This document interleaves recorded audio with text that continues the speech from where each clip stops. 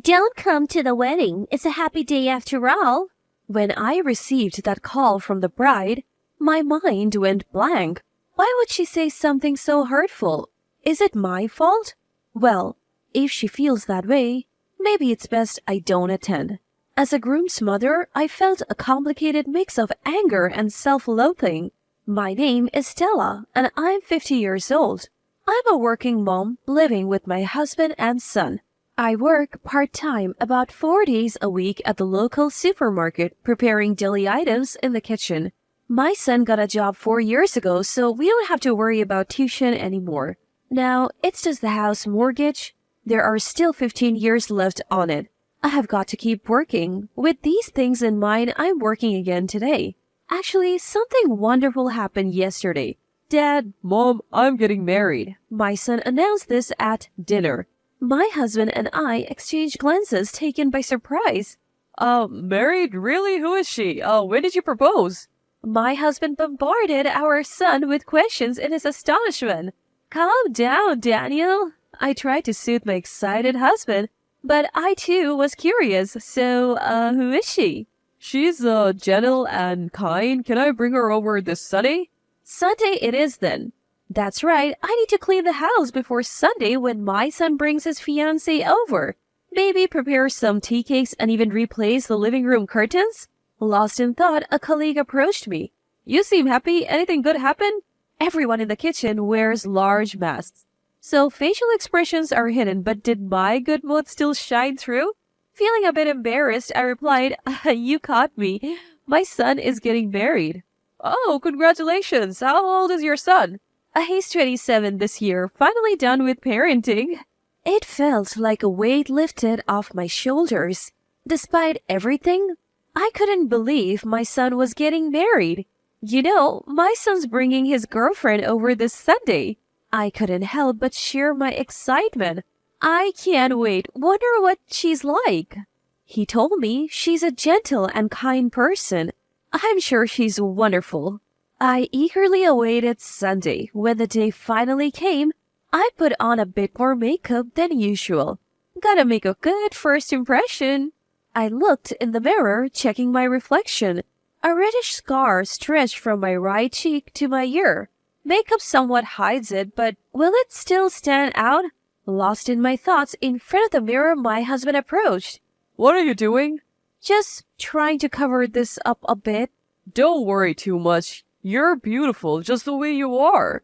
His words warmed my heart. He's such a kind soul. Thank you. It's a thing of the past. I don't mind. I mean, I have my loving husband and son. What's a little scar, right? I wish I could truly say that, but a woman's vanity? Having a permanent burn mark on my face is hard to overlook. The scar is from a fire at my childhood home when I was in high school. The fire started next door, and though I narrowly escaped, it left a lasting mark. Everyone survived, and that was a miracle. But there were moments I wished the flames had taken me. I believed the scar meant no more love, no more romance. I retreated, convinced I would never be loved again. The trauma from those teenage years was overwhelming, leading to some dark thoughts. But my savior during those times was my husband. We grew up together, our families closely knit.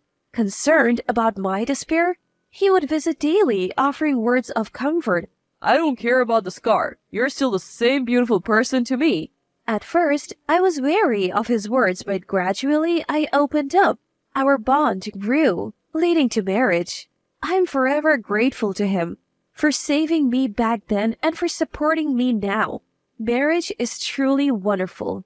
I thought as much looking at my husband's broad back. The scar remains, but meeting my husband, getting married, and having our child are treasures I wouldn't trade for anything. It was just past noon when the doorbell rang. Seeing the woman our son brought home, my husband and I greeted her with warm smiles. Welcome. Please come on in. I led our son and his girlfriend into the living room. Thank you for having me. Just as our son had described, she seemed calm and kind-hearted. She had a radiant fair complexion framed by beautiful black hair. Her name was Gabriela. She works as an office clerk, and she's 2 years younger than our son. Both my husband and I were impressed by her modest and humble demeanor. I felt so relieved. She seemed like a good person. I let out a sigh of contentment.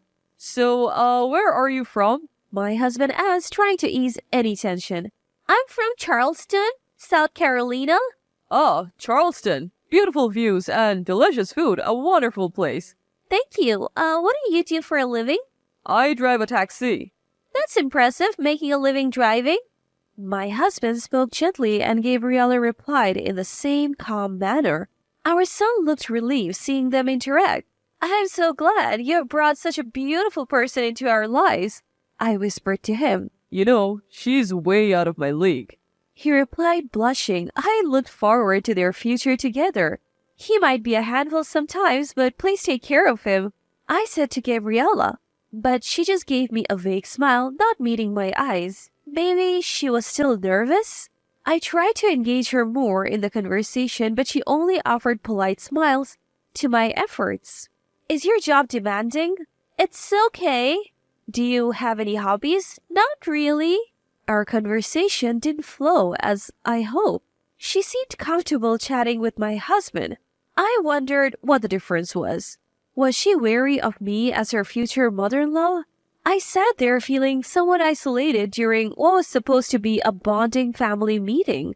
Yet I noticed she kept glancing at me. Is something wrong? No, nothing. I had a hunch. It must be about the scar from my burn. Should I explain it to her? But then again, sharing a sad story on such a happy occasion didn't feel right. As I pondered this, it became time to wrap up. The day ended without us having a meaningful conversation. I didn't think she was a bad person, but I felt we just weren't on the same wavelength. Even though I had only spent a few hours with her, I had that gut feeling. Still, I wanted to celebrate their marriage grandly. After all, what matters is that they love each other. Parents shouldn't interfere too much. That's what I decided. The two got their marriage license and decided to hold a wedding ceremony a year later.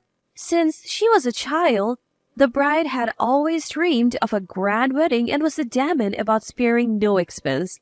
I had heard a few times from my son about how particular his bride-to-be was. I sometimes wished I had my own big wedding. I never did. Conscious of the burn scars, I felt a twinge of envy. I guess it's every girl's dream, but right now I'm happy. My son moved out and it's just me and my husband. It feels refreshing, like we're newlyweds again. From now on, if we can live modestly in our old age, that's enough for us. Hey. What is it, Daniel? Did you send something to Gabriella? Yes, I sent her the oranges our neighbor gave us. I had sent her a share of what we got a few days ago. Why did my husband know about it? They said it arrived crushed and rotten. What? They were fine when I sent them? Oh, maybe a few bad ones got mixed in and rotted?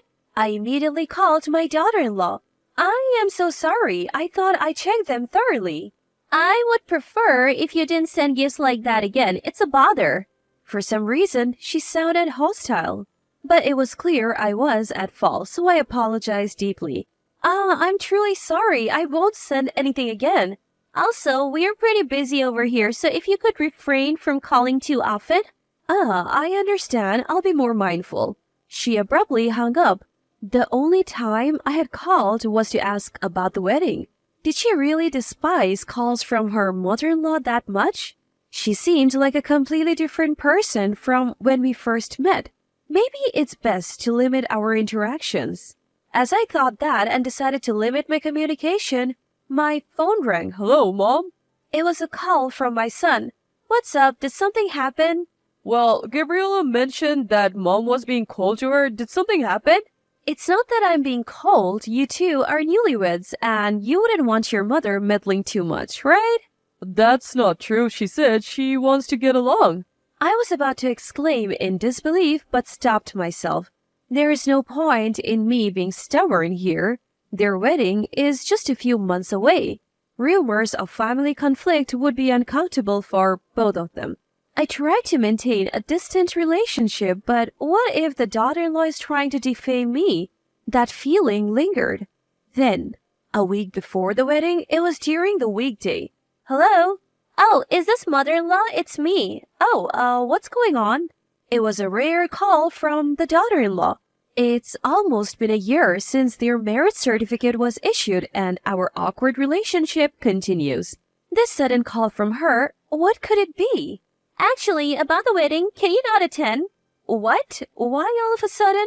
I exclaimed in surprise. Your burn scar is disgusting. It's like you're a monster. It would ruin the whole wedding, so can you understand how I feel and not come? I was lost for words at this sudden insult. I was barely able to stand while holding the phone. Daughter-in-law continued pouring out her frustrations. She had disliked me since the family meeting day. That cold demeanor and ambiguous responses were because she was uncomfortable with me. As she imagines her ideal wedding, my presence seems like a stain on it. She went into great detail. You're disgusting. Why don't you voluntarily back out? How could you live looking like that? Daughter-in-law continued to coldly berate me without any remorse. She had always despised me. I should have noticed earlier and distanced myself. It's too late now. The rift between daughter-in-law and me became insurmountable. Thinking I had to get along feels so naive now. So you're telling me to skip the wedding, right? Yes, that's right. Fine. Great. Please don't come to the venue on the day. Just say you weren't feeling well. All right, I'll do that. With that, I hung up the phone with a click. Skip the wedding? Does she even know who she's talking to? Challenge accepted. I'll gladly miss it. But with that determination, I couldn't hold back the tears. On the day of the wedding, I truly didn't attend. The ceremony was scheduled for 12 p.m. But even after 10 a.m., I was relaxing at home watching TV. Suddenly, my cell phone rang loudly. Hello? Hello, mother-in-law? Father-in-law isn't here yet. Wasn't it just you who was supposed to miss? Well, Daniel is here at home, I said, glancing at my husband reading in the living room. Just a regular day off. What do you mean? He suddenly felt unwell. I was just about to let you know. I handed the phone to my husband. Sorry, but I can't make it today. I'm feeling off, just like my wife.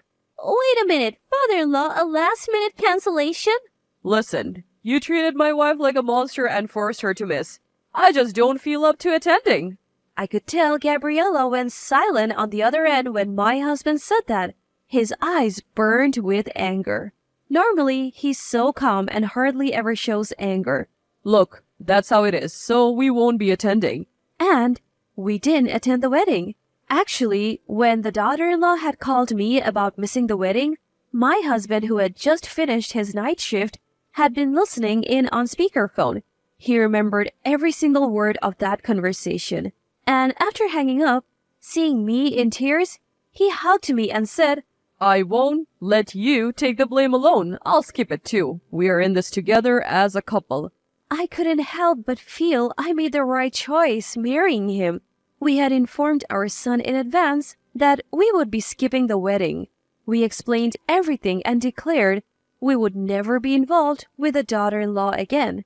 The husband told him, if you still want to be with Gabriella, do your best to protect her, but I cannot forgive Gabriella for insulting my wife.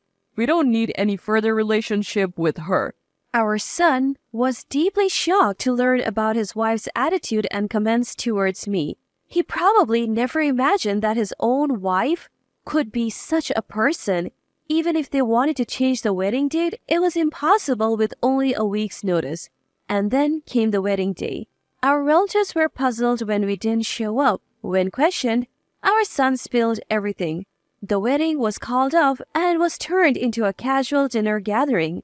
Right there, our son announced his intention to divorce. Gabriella's parents, at first outraged, scolded their daughter after hearing everything from the groom. They deeply apologized to our son and offered to cover all the wedding costs. Why? This was my day. I just wanted my dream wedding. Why did this happen? I just wanted a wonderful ceremony. No, I will have my wedding. I wanted to be envied by my friends. In her wedding dress, Gabriella sobbed and screamed while the relatives watched from a distance. Afterwards, the two formally divorced. Their marriage lasted just a little over a year. Upon hearing about the whole fiasco, friends and acquaintances distanced themselves from Gabriella, leaving her isolated. From time to time, she contacts our son. "Nobody's on my side, not even my friends. You're the only one for me." But our son remains steadfast and seems to ignore her. The only thing I regret is that my son's wedding ended in such a sad way. Even if it was largely Gabriella's fault, I can't shake off the guilt of being part of the reason. It's okay, Mom. This happened because of my choices. I want a relationship like you and Dad's. I want to trust and support each other. I never expected our son to say that to me. Overwhelmed with emotion, I gently stroked his head. Life is long. Even in tough times, it's okay. There was always chances for happiness in the future.